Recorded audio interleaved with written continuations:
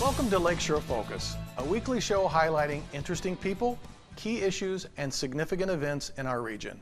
I'm Keith Kirkpatrick. All of us have been around fascinating people throughout our lives. The problem is that most of us overlook them. They work with us, our neighbors, and pass us daily with only a polite greeting. I hope today's guest will make you think about some of these people and what they have to share. I've picked one of my favorites to talk about his life and experiences. Let me introduce you to George Miga, and I'm going to welcome you to the show, George. Welcome. Thank you. I'm glad you're here. First of all, you know, I've known you probably for, about 10 years now, I guess.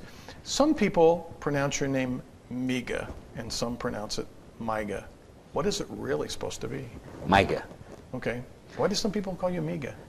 Well, it's only 4 letters, but the Air Force had an unusual way of pronouncing my name that I won't repeat. But yeah, it's Miga. And if you think about it, the name Mike and the mineral mica, M-I-C-A, is not Mika, so it's Miga. Good way to look at it. So you're Romanian. You're from Romanian roots, correct? Romanian and Hungarian. Mm-hmm. And Hungarian. Okay. When did your family came here? Your parents were born in Romania? Yes. Okay. I'm first generation American. What's the story about them coming to America? Well, my paternal grandfather was the son of a baron in the Austro-Hungarian Empire. And he came here in the, probably around 1913, 14, like that. So you're royalty? Is that what you're trying to tell me? No, actually I'm not. My dad, when he reached the age of 11, he was in this country. He was born in this country. And he decided that his father, the Baron, was too tough to live with. Okay. And his mother had died. So he ran off and joined a Wild West show, and maybe we'll talk about that later. My maternal grandfather was a peasant in the old country, and he could not speak English. I had to learn Romanian as a boy in order to speak with him. And he couldn't even write his name. He had 0 minutes in a classroom, so he had absolutely no education. And did they all move right here to Northwest Indiana? My paternal grandfather moved first to Ohio. Okay. And my maternal grandfather, Vargo was his name, he came here, helped build inland steel. And then when they laid off some workers, he went up and laid track up in Montana for several months, and then came back to inland. His family wasn't here. In those days, the mail would leave for the new country, send money home till they got enough to come join him. Sometimes it would take, obviously, a couple of years. That's how long it took. You know, besides you just being an interesting person to me, one of the reasons I wanted to have you on the show is because you have such an interesting perspective from your family about this region and how people came here. And you were raised in East Chicago, right? In Indiana Harbor. Okay. And I remember you talking about what it was like. What was it like living on your block? And what year would you have been a kid? This would have been, I was born in 37. Okay. And grew up on Block Avenue, spent 19 years there, which is only named after the Block brothers who built Inland, and it's only a block away from Inland. And it was only about 4 or 5 blocks long, and it was the most diverse area you can imagine. All races, all ethnicities, and you learn a lot. This was in the 40s and 50s? This was in the 40s when I was growing up, yeah. Okay. And did everybody get along? No. Okay. No, we all didn't get along, but we found ways to get along. We made allowances for some people. They made allowances for us. And we Explain what that means. We made allowances for some Well, you would overlook people. some things that would normally make you angry. But we knew that once we started an argument, who knows where it could lead to, because sometimes some of these people were pretty gruff. Was it tolerance, or was it really... Tolerance, I think, is a good term for it. Okay. It wasn't acceptance of it. It was no. Although we did become... Acceptance came into it because of all the genders and all the ethnicities and races we feared. It was the Polish people. And yet my best friend, Sonny Holly, was Polish. And they were drinkers. They loved to drink. And his father, I found him between the houses one time by his house. I went to go see Sonny at his house, and he's lying. I thought he was dead. And I knocked on the door, and Sonny's mother came to the door, and I said, "What's wrong with Mr. Hall?" I said, "Oh, forget it. He's drunk. Just you come in the house and play with Sonny. It's all right." So the Romanians didn't drink? Oh, yeah, but not like the Poles. Okay, so Poles were better drinkers than the Romanians. So there was a term called hunkies. I think it was kind of a derogatory term. Was that used toward you, or? I don't remember that term being used for me. It was used for Hungarians, clearly, but I don't remember a lot of names that were derogatory except for Poles. And even blacks sometimes had a little trouble, but in those days, blacks were tolerant, more tolerant than they should have been. So it's all a matter of how to get along. Yeah. Now, interesting, and I want to bring people back around because you started your career, and I'm going to kind of jump around a little bit here, but you started your career with Standard Oil back in what year? 69. Okay, in 1969. So, and you were with Standard Oil for how many years? 25. Okay, 25 years. Back when Standard Oil was a rip-roaring big company, a lot of muscle. Would that be a good way to describe it? Absolutely. It was the 9th largest corporation in the world. Okay. And in your role there, you were doing public relations and... Government affairs and public relations, okay, and media relations.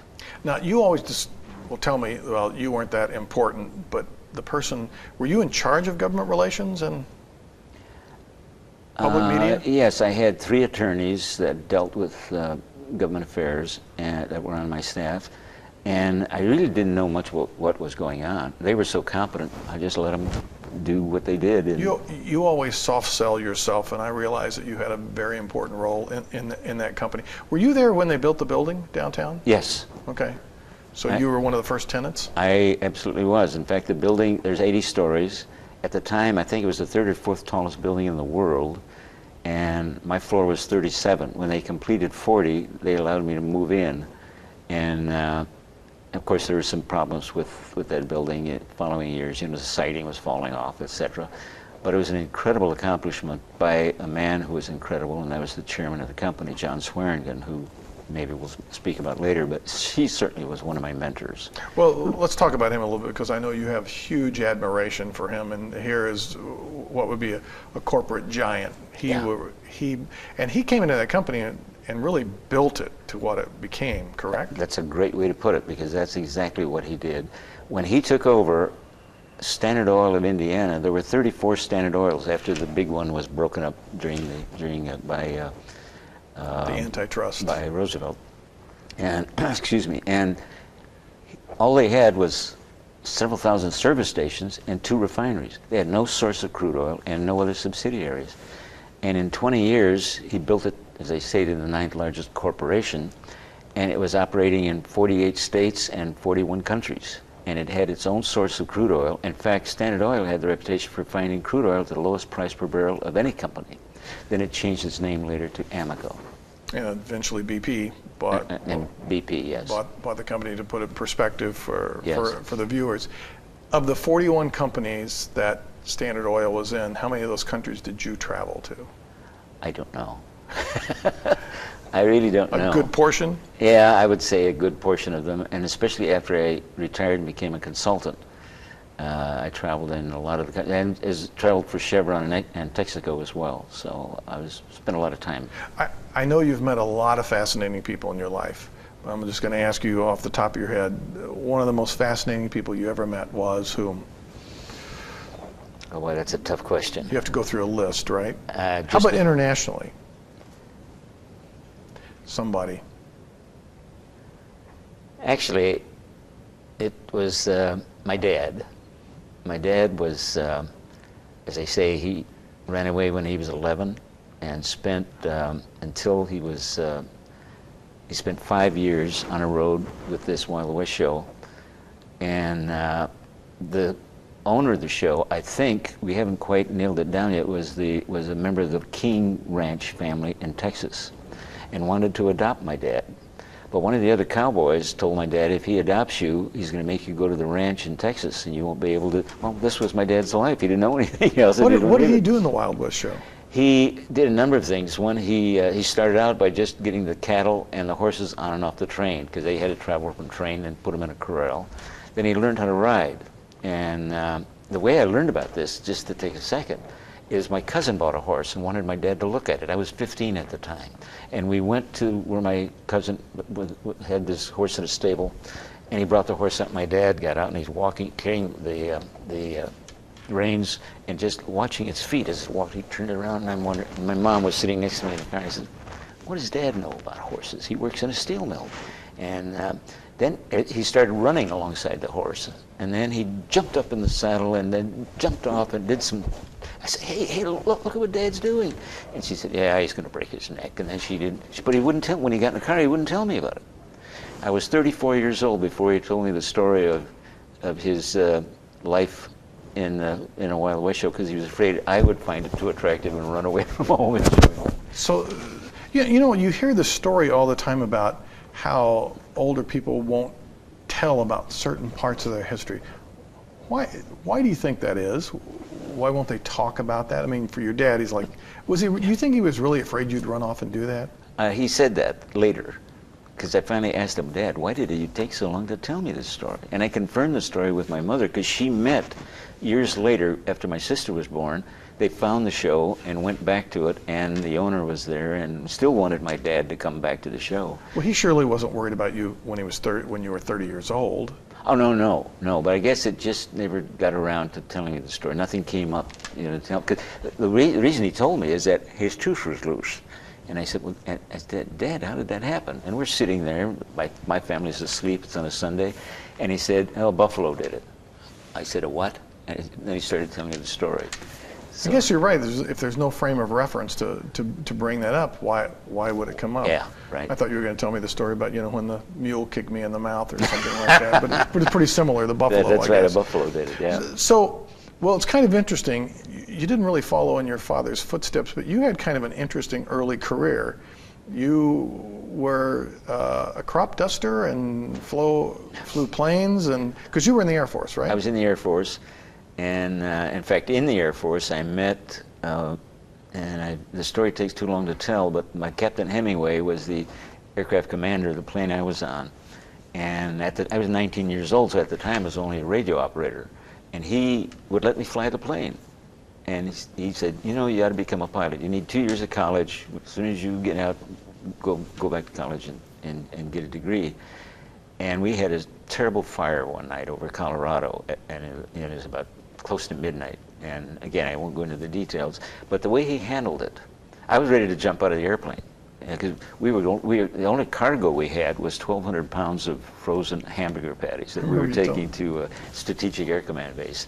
And I was all for dumping it out. I said, finally when he put the fire out, and I tapped him on the shoulder, because I sat in the cockpit behind him, behind the co-pilot, and I said, maybe we ought to dump these hamburger patties. And he broke up. He's laughing. And he said, that's something ironic about dumping 1,200 pounds of hamburger on a Colorado ranch, but no, we'll be all right. Because I didn't think this thing could fly on one engine. But what the thought I had, though, he was so capable. Why was he was in his 40s, and why was he only a captain? What did he lack in the form? That's when I started looking at leadership. He should have been a wing commander. He should have been a squadron commander, etc. But here he was flying airplanes. So, what got you into flying then? I mean, why did you start flying? Because, well, I've always loved airplanes, but that experience of his letting me fly the thing, this was an old World War II C-46, and he said, and he urged me, to fly. And of course I did, and I became a commercial charter pilot and crop duster, etc., for only about 5 years. And I had some bad experiences because of the less than adequate leadership abilities in handling my own situations. I got a job, and I followed a tornado in an airplane, and that got me a job. I wrote about it for Flying Magazine, and the newspaper hired me because of the story. So what was it like following a tornado in an airplane? I wish I would have had a video camera in those days, because it was an incredible experience. I followed it for 75 miles, and watched it destroy farm buildings, all kinds of small buildings. It actually, in one area, pulled up the asphalt from a road and lifted up a heavy truck and dumped it into a field. So it was, the power was amazing. I got too close to it one time, and the airplane started some gyrating, but then I had to back up because it was only going 40 or 50 miles an hour. So that's why I just ran up on it. So then I backed off, and the clouds were amazing. I mean, there's no rain to speak of, but in fact, it was an unusual tornado because the University of Chicago Storm Research Center studied it and interviewed me about the experience I had. I know that you have spent a little bit of time with a couple presidents. I know you spent some time with Nixon and some time with Gerald Ford. Just kind of a quick comparison of those two. I know it's kind of a historical perspective, but you know, that's quite a while ago. But it was in the 80s. And I should just say this about Nixon. He was Nixon. Gerald Ford was a completely different human being. He had this reputation of being not all that sharp. Said the comment was he played football for too many years without a helmet. But it turned out that he was, because of the work I was assigned to do with him and Nixon by my chairman, and it had nothing to do with politics or price of oil. He had to memorize a lot of stuff, and he did a beautiful job of it. And then when he left, and I think I mentioned this floor, this building is 200 feet on the side, and the secretaries all around that whole floor. And he said, before I go, I'd like to shake hands with a few of these people. And I said, why? He's not running for office. And he went, and every single secretary or person he met, he'd shake their hand. And I thought, what a warm human being. Because he knew, I mean, these people. One secretary looked busy, and she looked at me when she saw his face. She went like that, Gerald Ford. And there were some other things that were indicative of his warmth and his kindness, and I just really, really liked the guy. So, along the way in life, what's a couple of lessons that you feel like you've learned? Because again, you've been able to spend time with a lot of very important people in leadership roles, worldwide, corporations, government, media people. What have you kind of learned along the way about life? Share a piece of wisdom. Oh, I wish I could. There were two qualities of the leaders that I admired the most, and this included my dad with not any education, my grandfather, not my fraternal grandfather. He was a bear. He went to the University of Austria. The Baron was a bear. Okay. I mean, he was a difficult person to be around. And he felt that people were obligated to give him things when he came to this country. He didn't understand Americans. They didn't kowtow to him, I guess. But the two qualities that all of these people had that I admired were, one, competence, and two, they were persuasive. They were with a warmth. In other words, they had an element of warmth to them. And the University of Chicago, not too long ago, did a study on that. Which is more important, that you be warm and friendly, or that you be competent? And the study found, and they did it with tens of thousands of business people, that it's more important that you be a warm, caring person. In other words, before I seriously consider your message, I want to seriously consider you as a human being. And if I don't like you, your message isn't going to get through to me. Now, there are balances, of course. If you're just a warm person without real competence, people are going to find that out. But when you've got both, you care about people, and you want to take care of people, and you want them, and you set guidelines and objectives for them that are reasonable, that's real power. That's the winning combination. I think so, yes. We're down to probably about a minute, but I don't want to leave the show without you sharing one of my favorite ones is your quote about how to define leadership. I use that all the time. So can you share that with us? Someone, and I forget who, said, leadership is like beauty. It's very difficult to describe, but you know it when you see it. I attribute that to you every time I use the quote. So I say that George Miga made that up. I don't know that I did. I've had it for so long, and it's so nice that I can't imagine that I did it. But I'm sure I got it someplace. I'm going to attribute it to you. Every time I write it up, I say George Miga said this. So, George, I want to thank you for being on the show and thank you, Keith. Sharing some of your thoughts and your experiences. And we probably could have talked for another couple hours about them. So maybe we'll get you back here again. Thank you. All right. Thanks, George.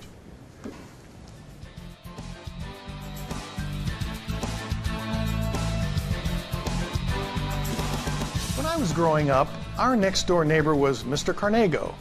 He was a stout man with curly black hair, olive-toned skin, and an interesting accent.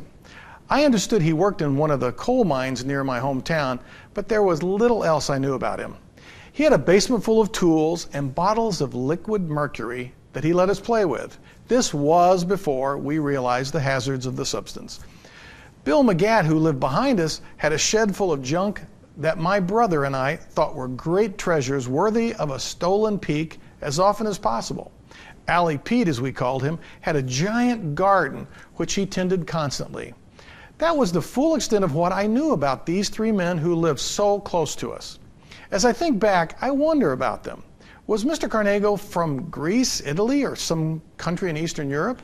How did he come to America? What did he do at work, and did he like his job? What was his first name? Where did Bill get all the stuff that was in his shed? Why did he walk with a limp?